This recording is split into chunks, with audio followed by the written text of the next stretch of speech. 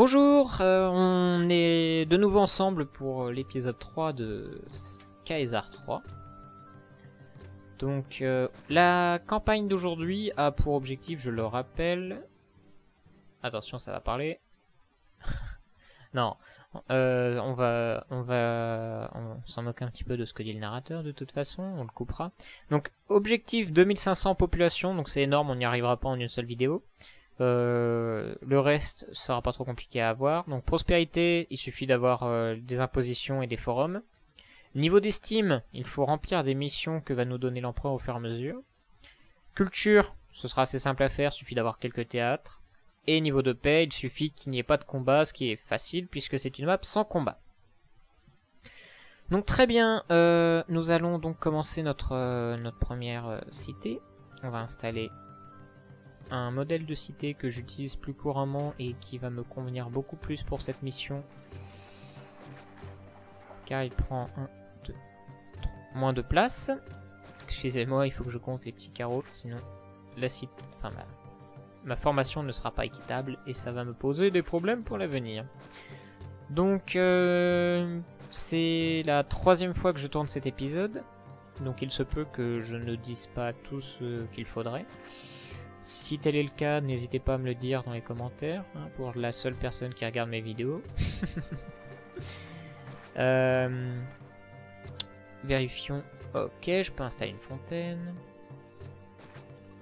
Donc oui, 3 fois que l'on tourne cet épisode. Pourquoi? Tout simplement parce que la version du jeu de César que j'utilisais est tout simplement une version qui est trop vieille, qui n'était pas 100% compatible avec Windows 10.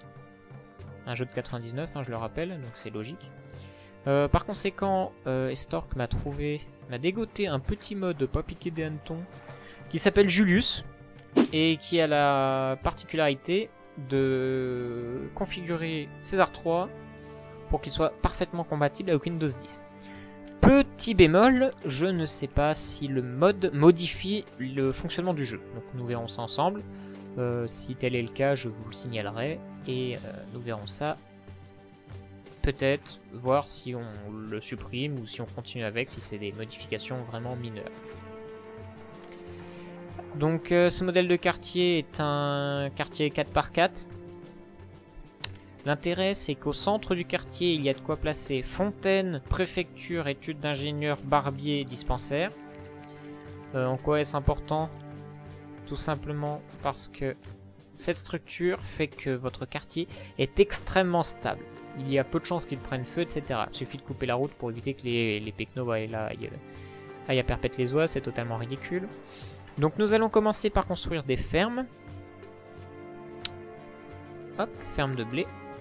Alors la famine freine l'immigration, effectivement il n'y a rien à manger, c'est normal messieurs, il fallait réfléchir avant de venir vous installer, maintenant vous êtes piégés. Alors je prends le temps de faire en sorte que ma cité soit à peu près viable. C'est-à-dire qu'il faut qu'elle ait une forme efficace, sinon ça va être compliqué. Voilà, parfait, dans l'alignement d'une cité. Enfin d'une via Pierre, on va appeler ça comme ça. Hop.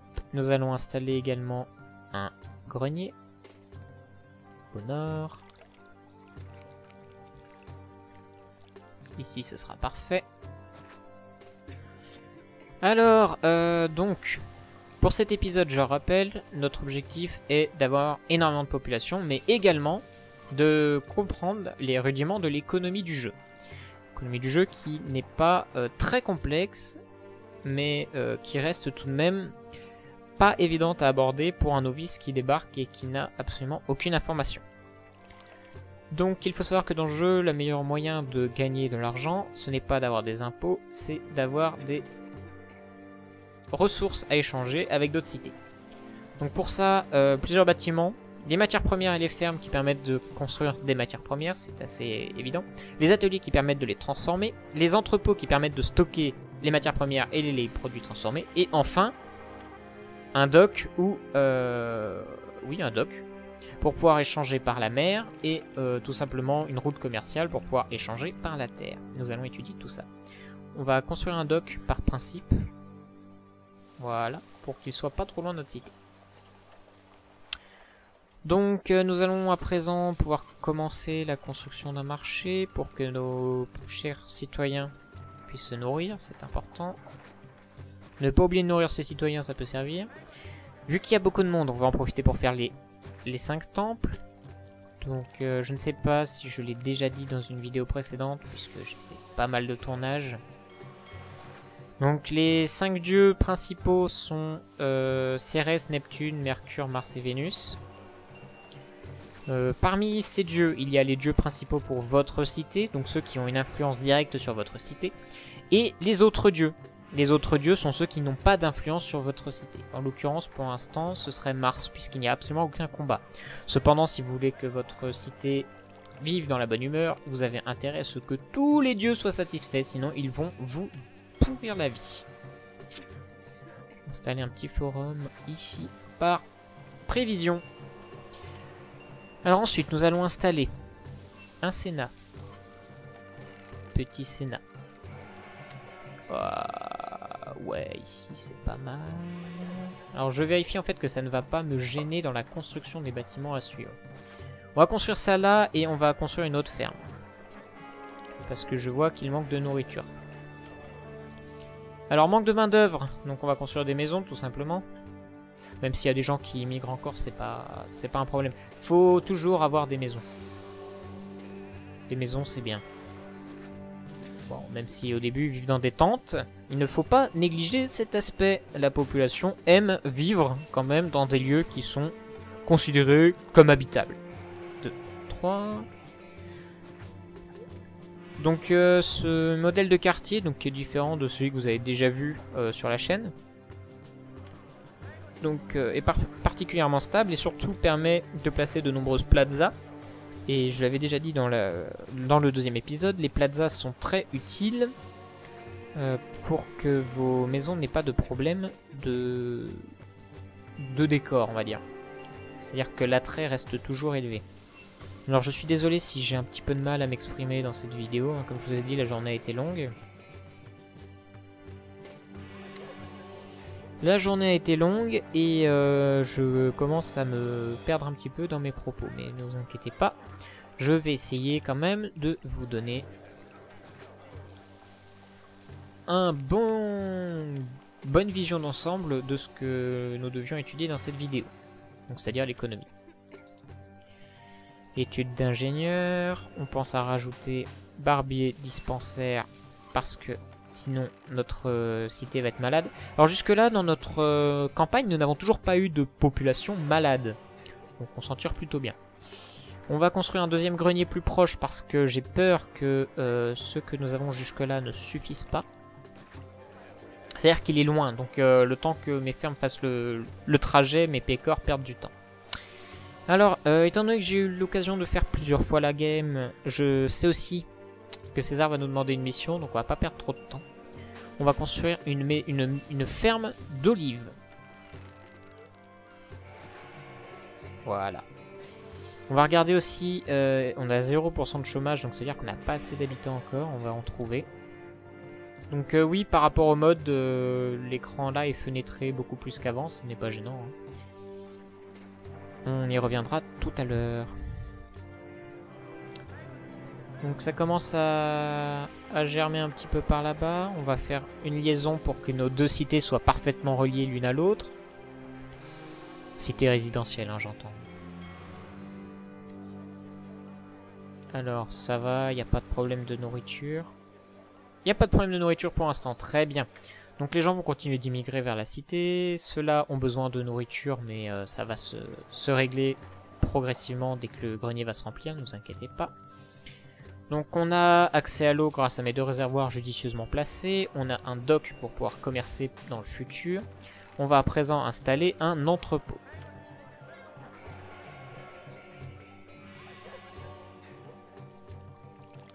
Entrepôt que nous allons placer ici.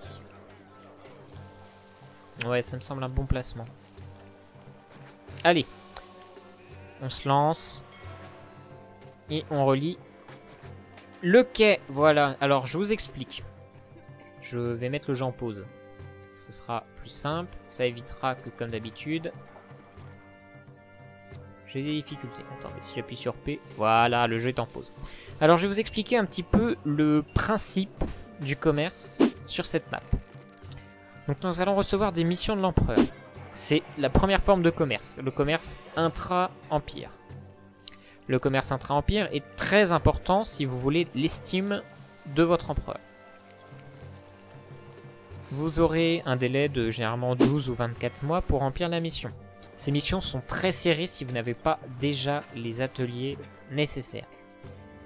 Je m'explique. Quand on va recevoir la première mission, ce sera de l'huile d'olive normalement pour 12 mois.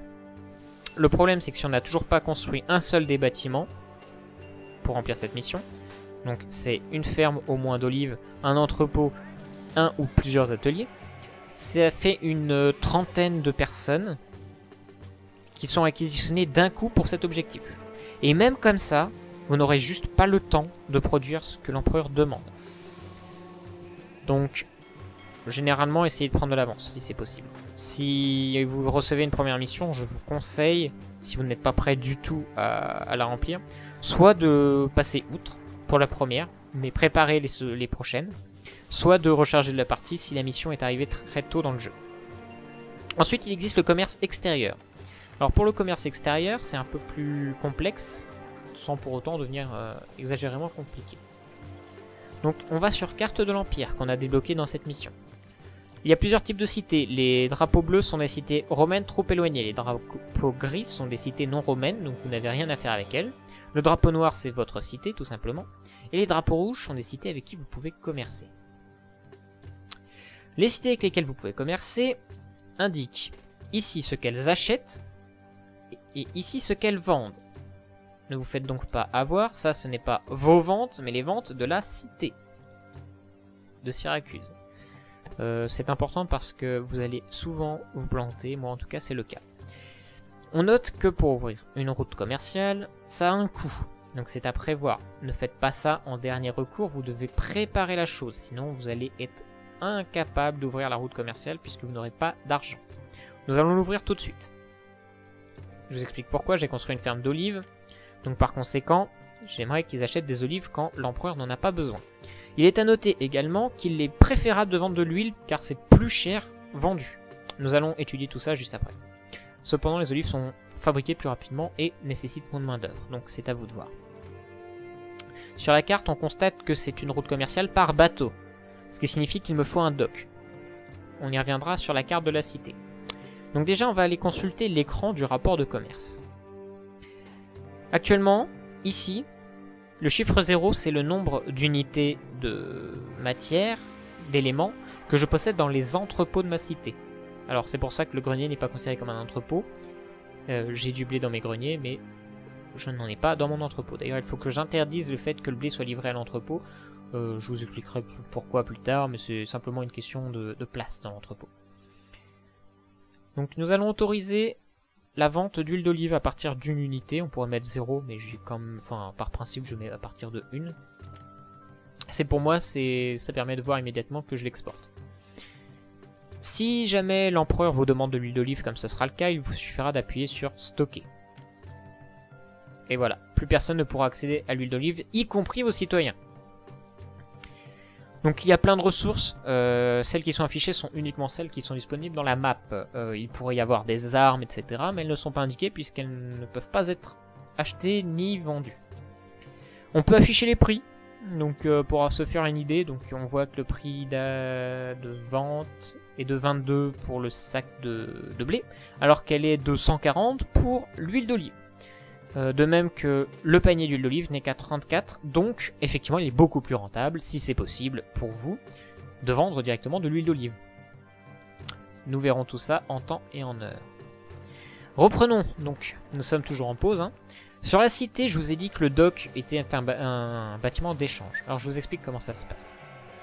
Un navire commerçant va arriver le long du fleuve. Il va arriver au dock. Si votre dock possède des employés, et si vous avez les ressources nécessaires dans votre cité, le dock va partir en charrette jusqu'à l'entrepôt le plus proche possédant la ressource que la cité alliée décide d'acheter. Donc c'est pour ça que j'ai placé l'entrepôt juste à côté du dock. Une fois que les marchandises seront chargées dans les charrettes, vous toucherez immédiatement votre argent. Et les charrettes amèneront les marchandises jusqu'au dock, qui fera partir le navire. Donc ça, c'est pour la vente en elle-même. Maintenant, la production. On a une ferme d'olives. Cette ferme d'olives va les stocker avec une charrette, c'est bien, jusqu'à l'entrepôt le plus proche. Ou celui le plus proche autorisant le stockage d'olives. D'ailleurs, en faisant ça, on va penser à faire ordres spéciaux et interdire le blé, les fruits, la viande, le bois, l'argile, le marbre, les meubles et la poterie, en ne laissant que l'olive et l'huile d'olive. Ce sera un entrepôt réservé à la production et à la transformation d'olives. Donc une fois que votre olive est produite, le petit pécor que nous avons ici va aller jusqu'à l'entrepôt le plus proche fonctionnel et les stocker. On peut stocker jusqu'à 30 objets dans un seul entrepôt. Ces entrepôts vont stocker donc l'olive et les olives stockées seront utilisées par les ateliers que nous allons construire immédiatement. Donc un atelier d'huile coûte 10 personnes pour information. Et nous allons le placer à proximité. Voilà, ça me semble tout à fait responsable de le mettre ici. Nous allons le placer à proximité, comme ça nous gagnerons simplement du temps de transport. Le temps de transport est assez important, mais n'est pas non plus trop pénible. Ce serait pénible si mes ateliers se trouvaient de ce côté-là de la map. Pour l'instant, nous sommes tranquilles. Et donc, ces ateliers vont aller chercher des olives dans l'entrepôt, vont le transformer, et ce sera indiqué en pourcentage. Vous pourrez vérifier c'est en temps réel. Enfin, une fois que vous avez cliqué, le timer est bloqué. Mais dès que vous recliquez sur le bâtiment, le timer aura avancé et ça ne va pas de 5%, 5%, 5% en pourcent. C'est toujours intéressant de savoir combien de temps ça prend. Au bout de combien de temps votre production sera prête. Et une fois que l'huile d'olive aura été construite, les ateliers les ramèneront jusqu'à l'entrepôt le plus proche les acceptant. Et nous aurons terminé le cycle. Celui-ci sera ensuite récupéré soit pour le dock, soit par l'empereur, soit par le commerce intracité, donc par les marchés directement, si vos citoyens en demandent. Et il est intéressant de noter que les marchés ne récupèrent de ressources que si les citoyens en ont besoin. Nous allons pouvoir reprendre la partie, j'espère que les explications n'auront pas été trop longues, mais avec cela vous pourrez donc comprendre entièrement comment fonctionne le commerce, si vous voulez vous faire une partie de César 3. Ce commerce est absolument nécessaire si vous ne voulez pas surexploiter le code du puits pour avoir de l'argent. Nous allons reprendre, voilà. Donc maintenant ça va être beaucoup plus du gameplay. Cette phase là j'espère vous intéressera un peu plus. Donc nous avons un petit peu de chômage. Ah mince, nous avons un effondrement de bâtiment. Nous allons mettre une étude d'ingénieur. Oui, bah oui, aucun dock disponible. Il vient de s'effondrer, évidemment. Nous allons mettre une étude d'ingénieur juste à proximité du dock par sécurité.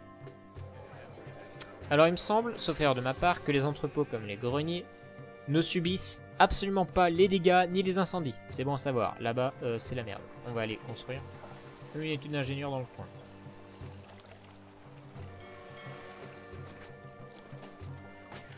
Pour minimiser les risques tout simplement. Hop. On va aussi en faire une ici. C'est toujours ça de prix, mes amis. Voilà. Les incendies, c'est tranquille pour les fermes. Notre petit décor ici s'en occupe parfaitement. Et pour les dégâts, voilà, tout est sécurisé. Parfait. Parfait, parfait. Donc nous sommes actuellement à 500 habitants, hein, plus ou moins. Et il nous reste 5400 deniers, ce qui est très positif. Il me semblait avoir construit un atelier, mais il n'a pas dû se construire puisque c'était... Ah non, je n'ai peut-être pas construit l'atelier. Ce n'est pas grave. Alors voilà notre premier pécor qui va amener le raisin. Voilà, on atteint les 500 habitants. Ce qu'on voit aussi, c'est que notre grenier a des difficultés à se remplir. Donc nous sommes le ric-rac en ferme de nourriture. Donc on va en rajouter. Voilà. On va la construire par là. Hein. On va pas se... On ne va pas se priver. Quoique, attendez. On va essayer d'être plus malin.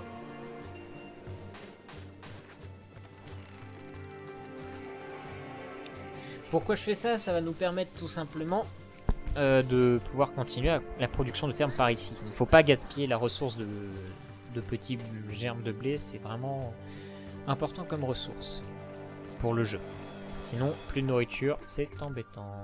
Alors vous voyez qu'on a notre premier bidon d'huile d'olive. Et on a encore une olive en stock. Alors oui, effectivement, les bidons sont moins rapidement produits que les olives, même s'il y a beaucoup moins de distance à parcourir. Donc je vais faire une petite pause dans la VOD pour vérifier que tout fonctionne bien et on se retrouve juste après avec la partie gameplay. Bonjour, alors c'est juste pour vous dire que la vidéo est séparée en 2 parties, donc du coup vous aurez la prochaine partie bientôt. Sur ce, je vous souhaite une bonne journée et on se retrouve bientôt pour une nouvelle vidéo sur la NAG Corporation. Salut!